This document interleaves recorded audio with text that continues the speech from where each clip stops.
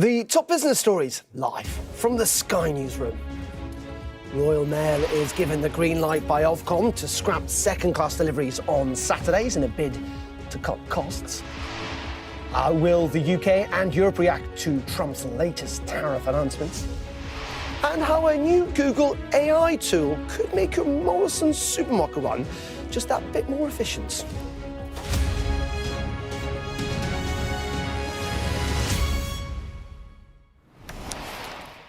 Very good morning. Welcome to Business Live on this Thursday with me, Darren McCaffrey. Royal Mail is set to scrap second-class letter deliveries on Saturdays as part of a series of major reforms to the postal service.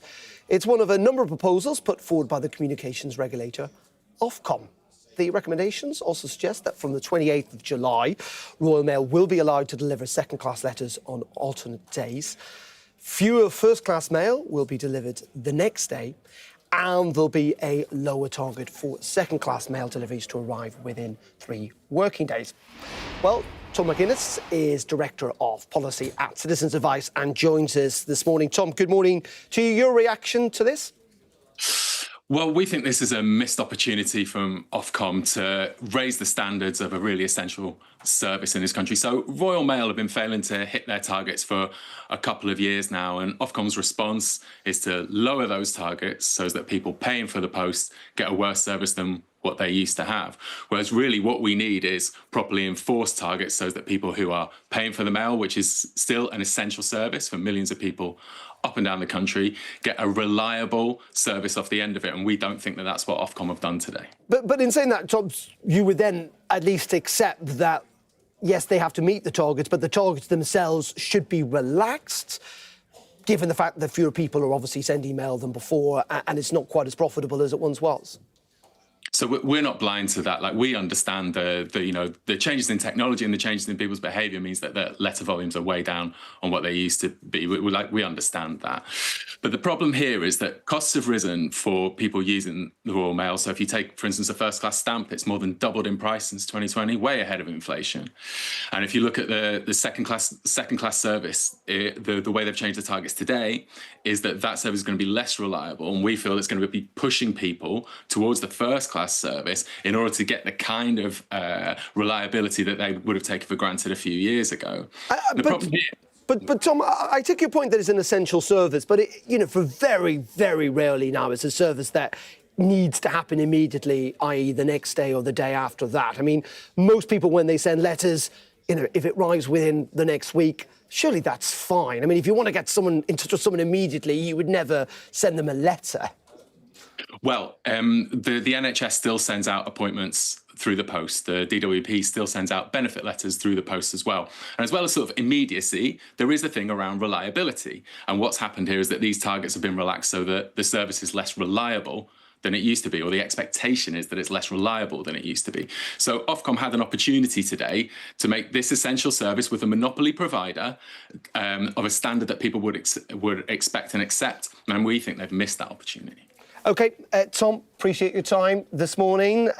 Tim, I should say, not Tom, from Citizens Advice. Thank you.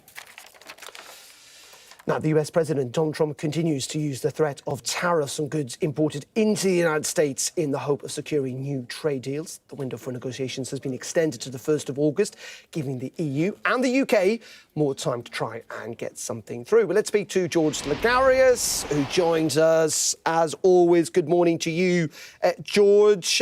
Donald Trump continuing to threaten, but also providing time for these deals to get over the line.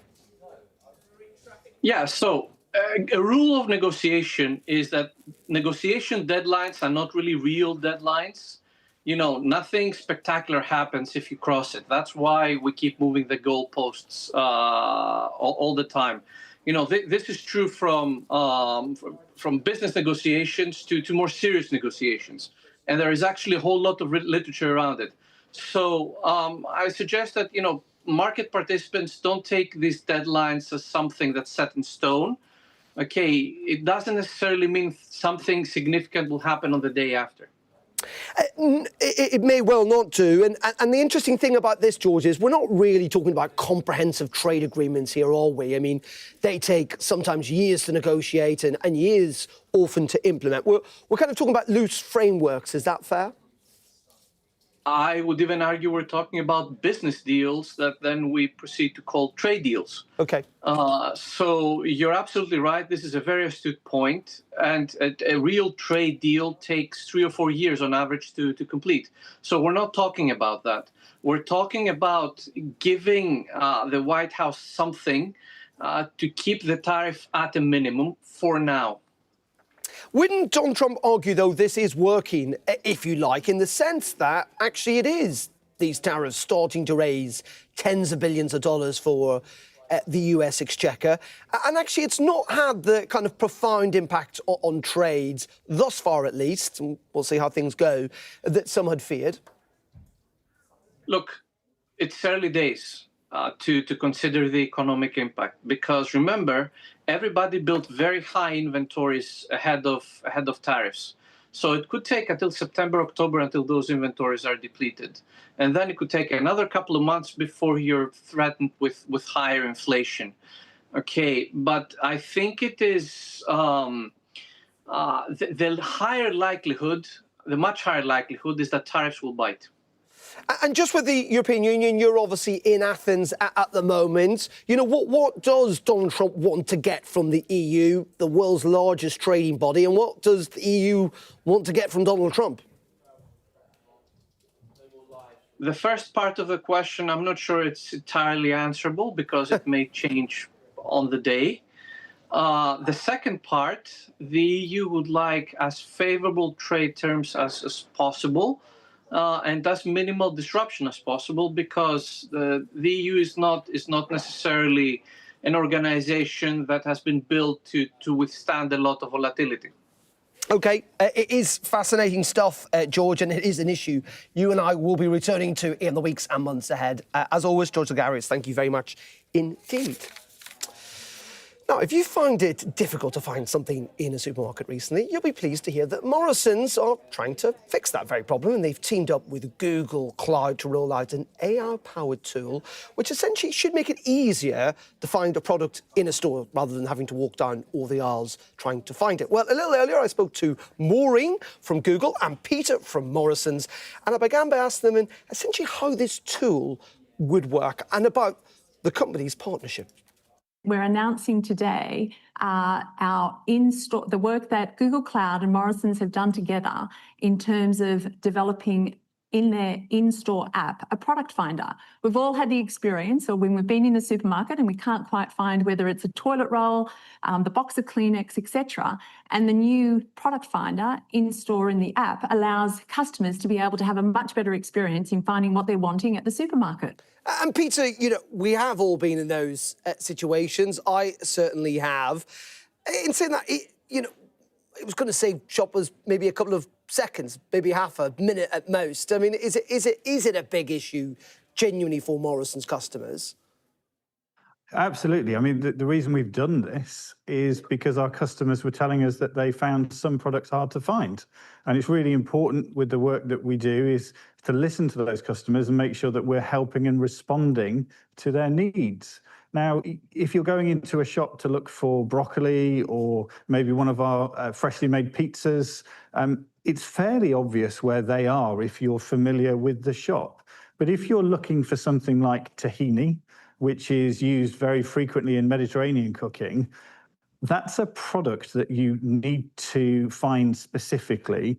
And because it's in a tiny jar, you might find it quite hard to find on the shelf. So that was the example we used all the way through testing, was to make sure that we could help our customers find those really important but maybe hidden away products that are really important in ensuring that customers leave happy, having found all the products that they were looking for on their shopping trip. And actually, whilst I've been walking with customers to find the tahini or other particular examples, on the way, I'm spending more time talking to the customer, helping them find other products in the shop, rather than racking my brain thinking, I can't remember where this product is. especially, when we have colleagues who may not work on that aisle or may not be familiar with a particular product. One of the great features in the app is that you now get a picture, which means that when you've arrived in the right part of the store, it's much easier to actually locate your product because you can see what it looks like. Maureen, obviously, are we now starting to see this big tech hooking up with more traditional outlets like big supermarkets, for example? And what else have you got in the pipeline? What else are you looking at beyond this kind of Morrisons tie-up? Yeah, so Google Cloud is working with our customers in the retail industry to really transform the retail industry. And so what we've found, and a good example is our partnership with Morrisons, is that our customers have been experimenting with AI. For British businesses right now, there is no more exciting time than in terms of working with AI. And so we're now moving from experimentation to where AI is being really used as a collaborative tool in terms of how our customers are seeing it, whether it's in retail and buying groceries, in banking, or in learning in the way that we are approaching education. And just very, very finally, Peter, we're going to end on you, because the big concern, obviously, about AI and about technology in general is that ultimately, in the end, it's a way to get rid of staff. I mean, we've seen that with self-service checkouts. Isn't this maybe, some critics would say, an attempt just to have fewer people in the store? I think this debate has been around for a very long time. I've been working in data, machine learning, AI for a very, very long time now. And every few years, this comes up. And I think the answer is broadly the same each time, is that the AI is there to help humans do their best work and be human. The AI is there to make things a bit simpler, but it actually enables our human workforce to reinvest their time in things that are most important. And in our case, that's about spending more time with our customers to really help deliver that quality customer service that we hope we're famous for. OK. Peter, Maureen, really appreciate your time. Thank you very much indeed for joining us. Thank you. Thank you. Thank you. And don't forget, you can get more of the money news on our money blog, including how renting costs more than £200,000 over the space of 30 years rather than owning a home. All you need to do is scan the QR code that's on your screen right now, and that'll take you through to the Sky News app.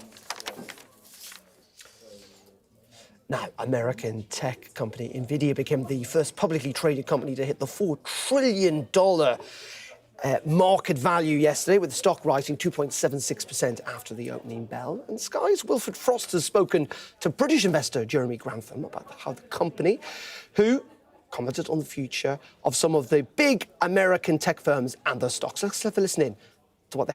And one of the things that's happening in the Mag 7 is AI is turning out to be the first suck every one of the 7 in.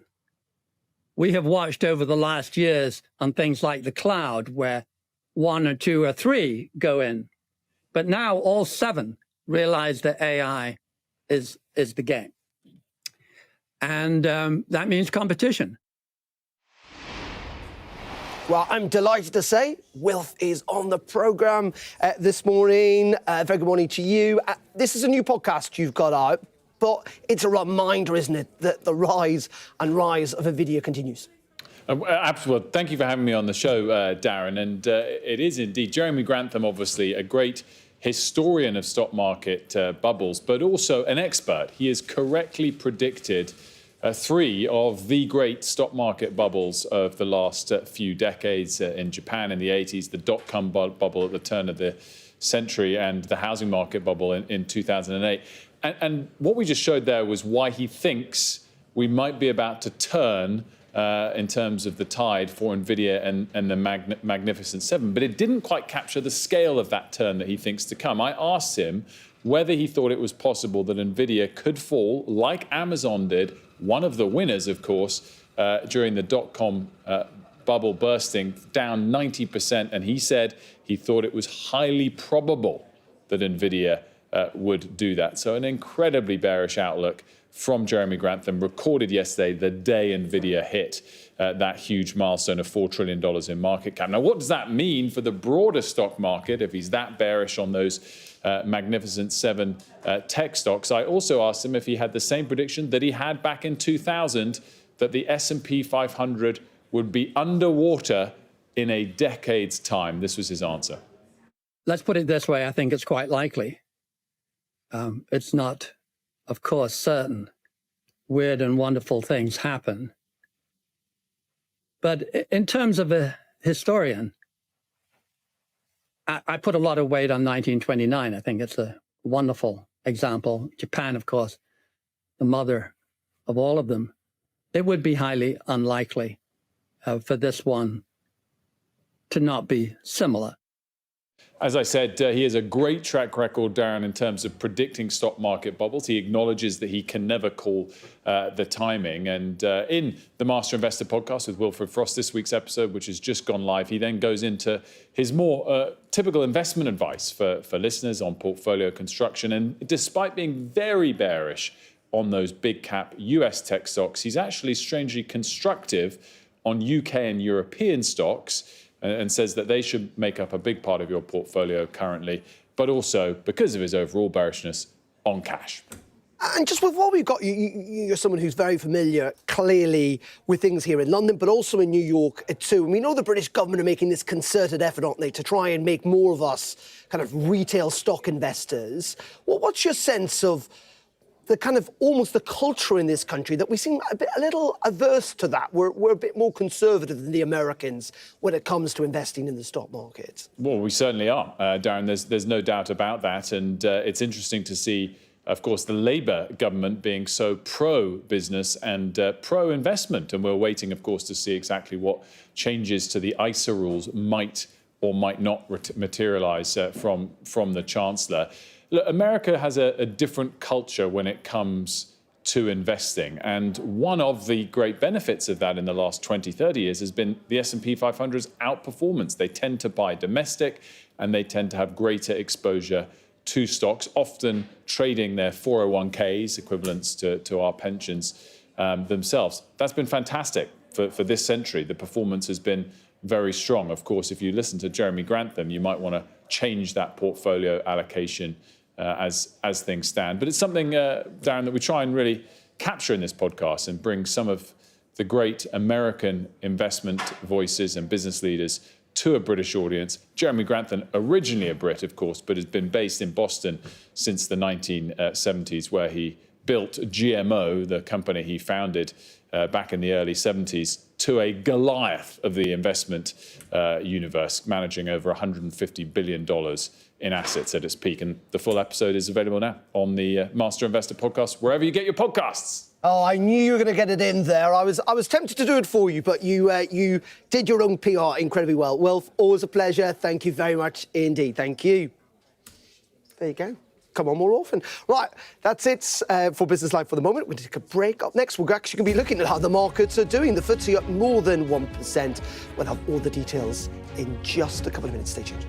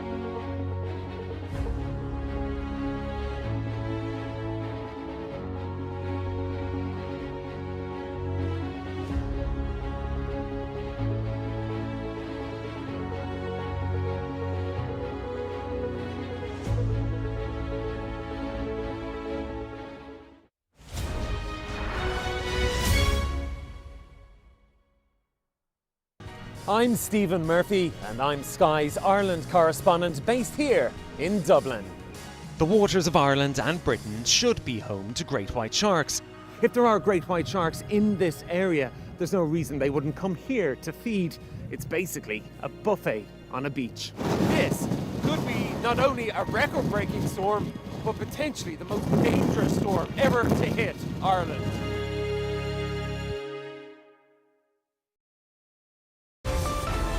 Staying connected is vital for business. Sky Business sponsors this report.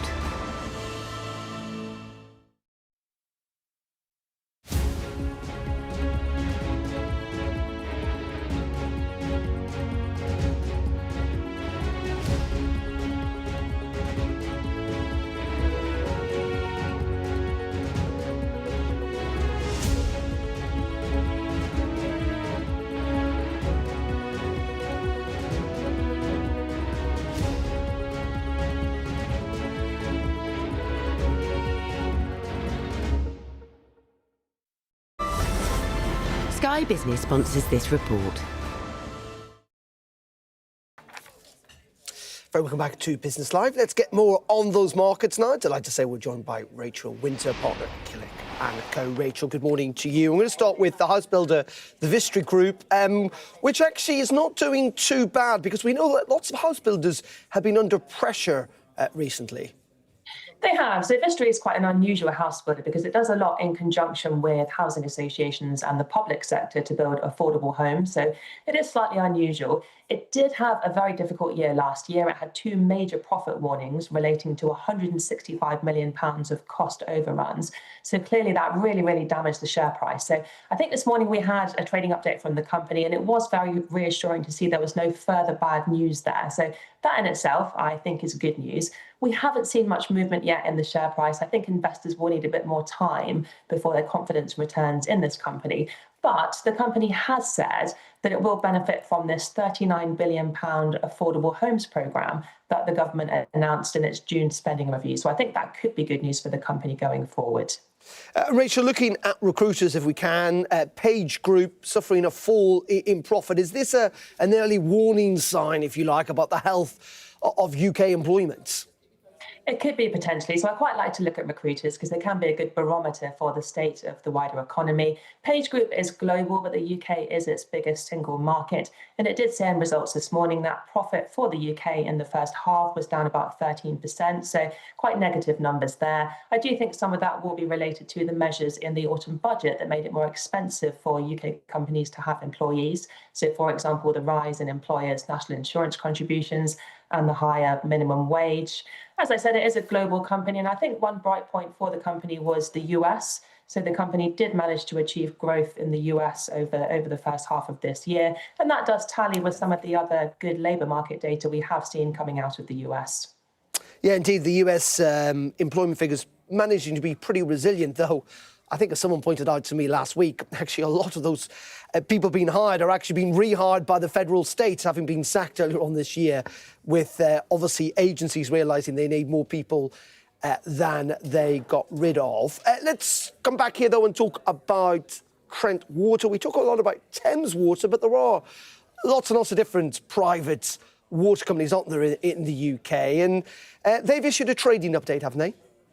Yeah, so we've got 3 listed water companies here in the UK. Severn Trent is one of those. Obviously, it's been a difficult few years for these water companies because of all this pressure from the public and the regulator regarding these illegal sewage spills. So all these companies are now spending a huge amount of money on improving their own infrastructure. So Severn Trent this morning has updated us as to how its investment is going. It says it's all on track for its planned expenditure programme, and it does plan to spend between £1.7 and £1.9 billion over the course of this year. And to put that into context, the company's market capitalisation is just under £8 billion.